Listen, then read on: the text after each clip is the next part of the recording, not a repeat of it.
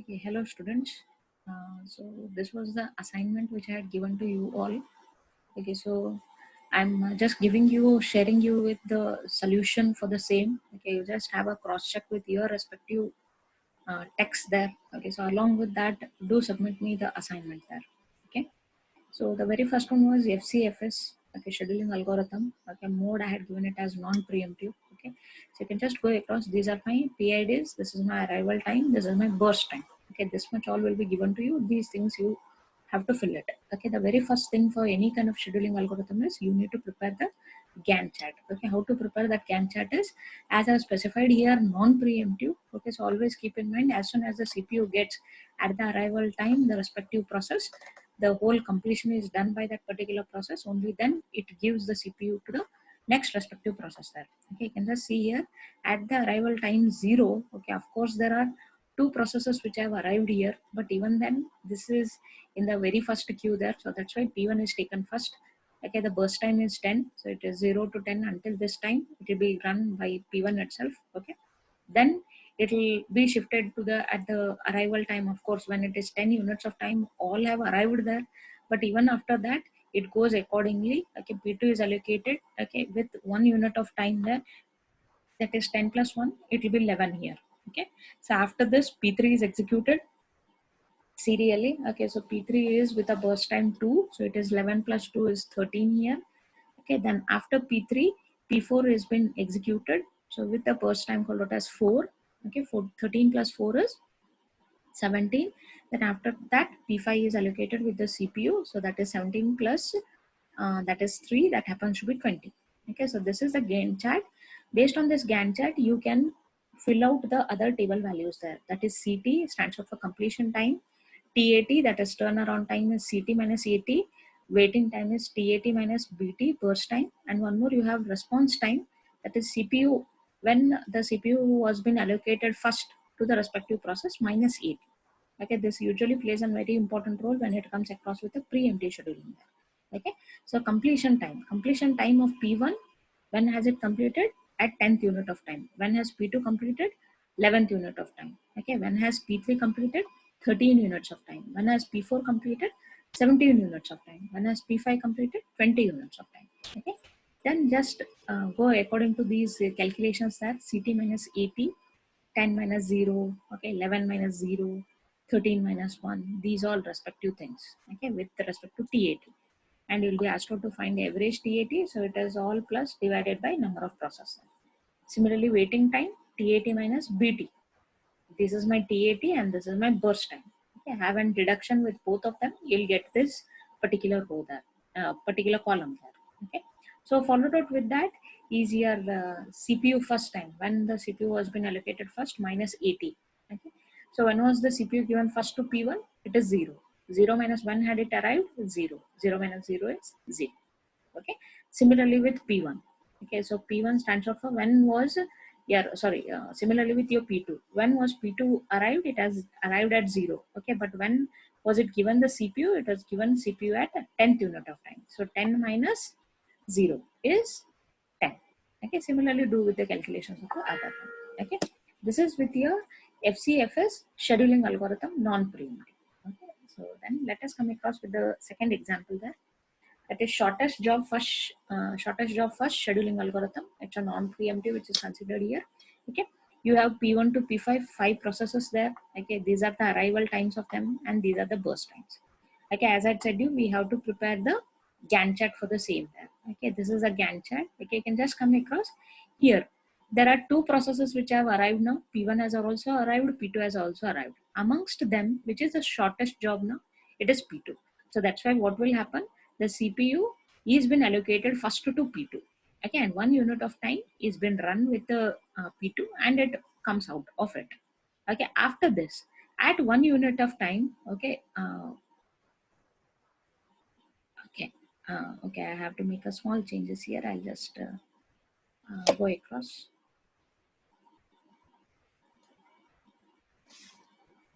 Okay, so at 1 unit of time, P3 has arrived now. Okay, at 1 unit of time, P3 has arrived, and at 0 unit of time, your P1 has arrived. Okay, but even then, which is the shortest job now?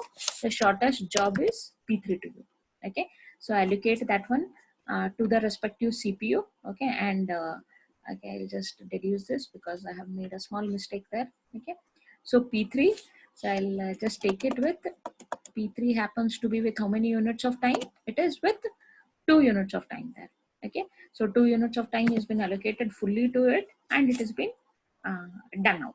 Okay, so after this 3 units of time, now this has completed, this is completed.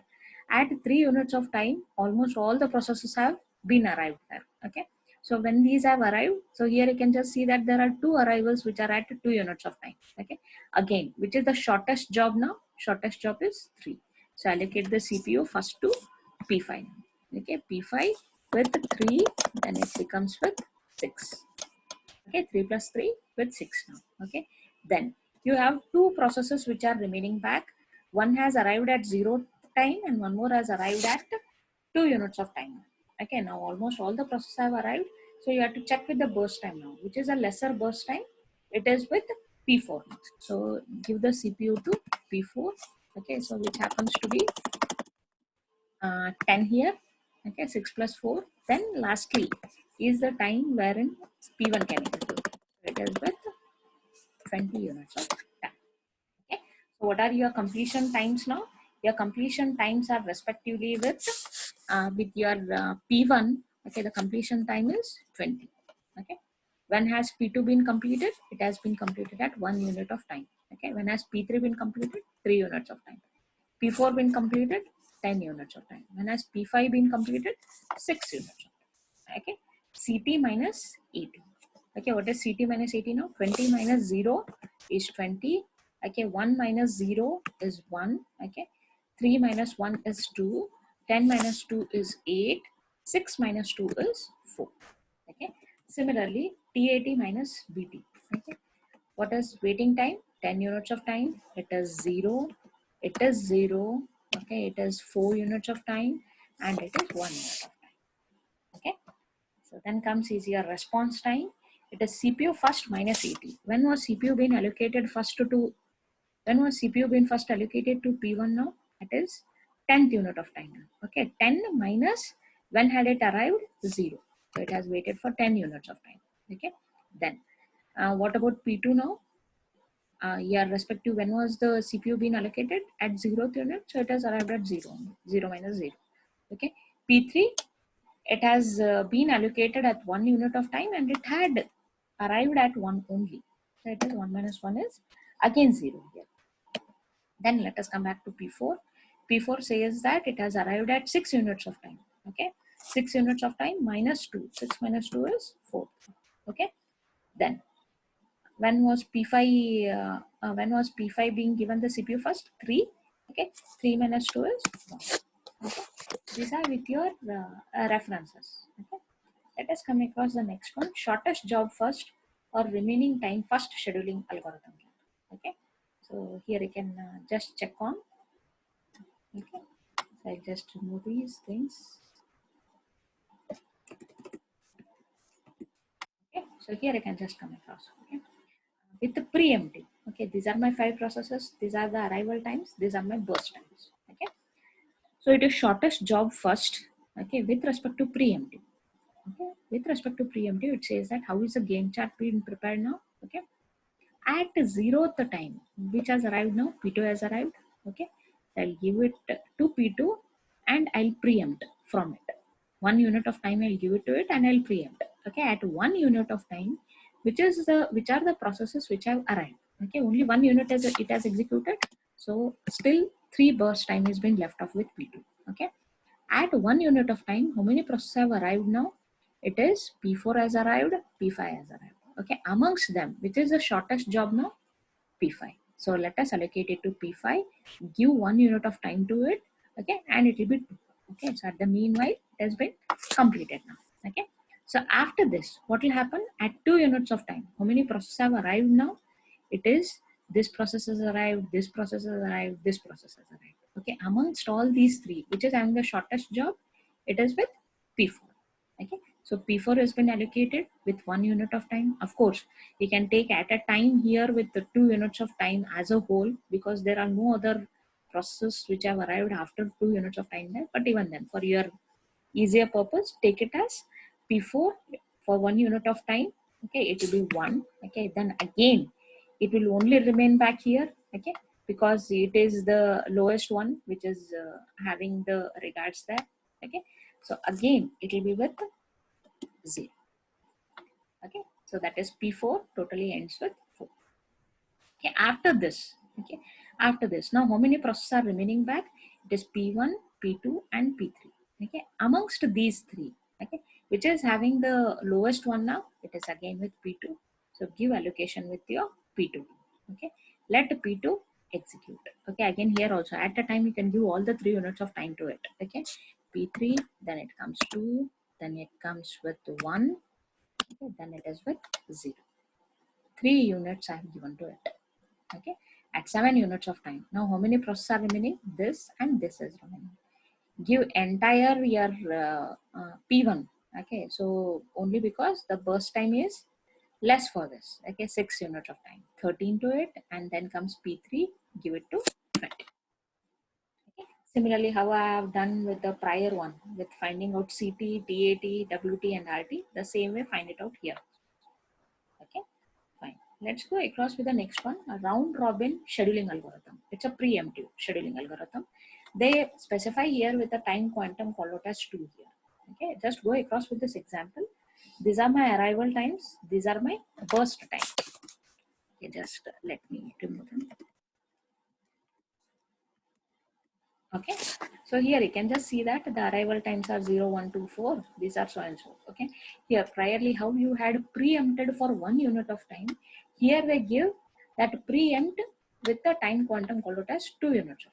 Okay, so what we'll be doing here is, before we go across with a Gantt chart, firstly let's prepare across with an ready queue. Okay, which happens to stay across in a ready queue. Directly also you can do it, no issues with that, but for a more easier way. Okay, you can just see that P1 has arrived first, so the first will be given to it. Okay, 2 units of time I am giving to P1. Okay, after this, which has arrived at 2 units of time now, P2 has arrived.